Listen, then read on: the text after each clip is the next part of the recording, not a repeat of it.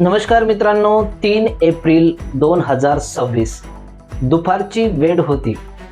अमेरिकेचं सगळ्यात ॲडव्हान्स आणि 5व्या पिढीचं विमान, ज्याला F-15 एअरक्राफ्ट म्हटलं जातं, याला F-15 ईगल एअरक्राफ्ट सुद्धा म्हटलं जातं. या क्राफ्टने ज्यावेळेस इराणच्या धर्तीवर उडान घेतली, त्यावेळेस इराणच्या मिसाईलच्या रडारमध्ये येताच हवेमध्ये या एअरक्राफ्टला उडवून देण्यात आलं आणि इराणने तसे फुटेज सुद्धा दाखवलेले आहेत. या विमानामध्ये 2 क्रू मेंबर्स होते, ज्याच्यामध्ये एक होता एक मशीन ऑपरेटर, सेकंड होता पायलट.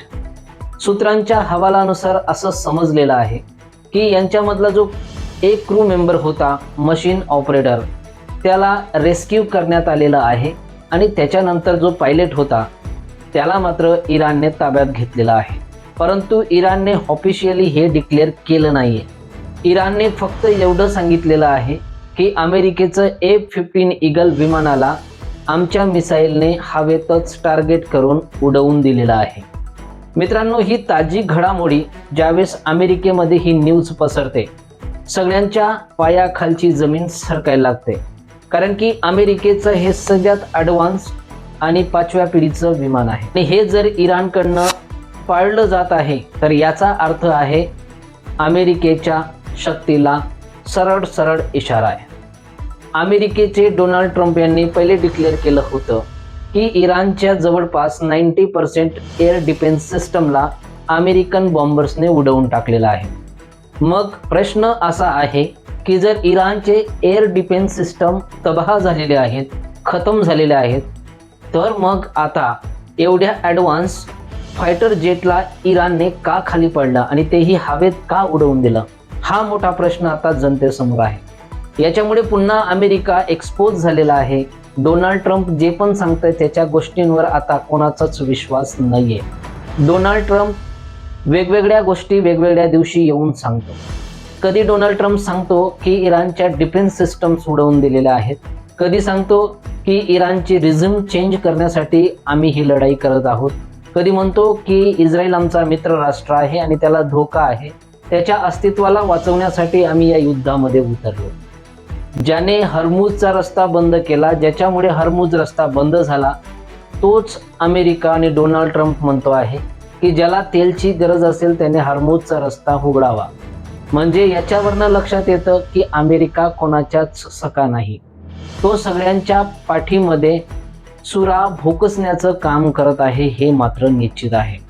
आता या अमेरिकन फायटर जेटला पाडल्यानंतर जगात त्याने अनेक देशांना हे फायटर जेट विकत दिलेलं आहे.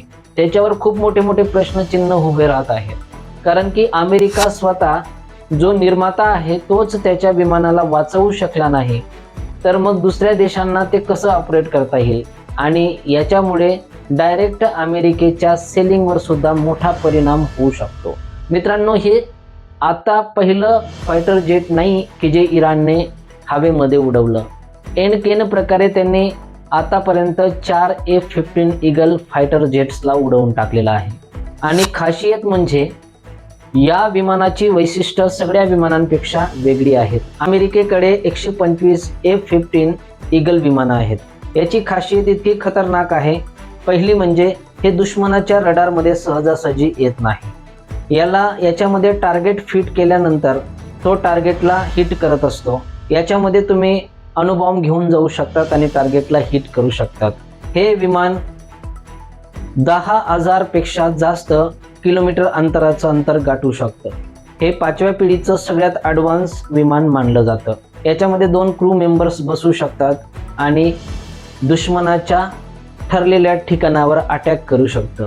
मग प्रश्न असा आहे की एवढं ॲडव्हान्स्ड आणि 5व्या पिढीचं विमान असल्यावरही इराणने या विमानाला कसं उडवलं, हा मोठा प्रश्न आता सगळ्या जनतेमध्ये निर्माण झालेला आहे. आता जे असेल ते, परंतु अमेरिकेला याच्यापासून खूप मोठा धक्का आहे, हे मात्र निश्चित आहे. त्यांनी अगोदरच डिक्लेअर केलेलं आहे की जो व्यक्ती अमेरिकन पायलट्सला पकडून आणेल त्याला 60 लाख रुपयाचा इनाम देण्यात येईल. आणि अशातच अमेरिका आता खूपच घाबरलेला आहे. पहिली गोष्ट, अमेरिकेमध्ये जनतेचा उद्रेक नंबर 2, अमेरिकेमध्ये महागाई भयंकर वाढलेली आहे. नंबर 3, हार्मुजचा रस्ता उघडत नाही म्हणून जगातील सगळेच देश अमेरिकेला नावं ठेवतो आहे. या सगळ्या दबावामुळे आता डोनाल्ड ट्रम्पला समजत नाही काय करावं आणि काय नाही. मित्रांनो, इराणने केलेला हा जो अटॅक आहे तो तुम्हाला काय वाटतं कमेंट सेक्शनमध्ये नक्की कळवा.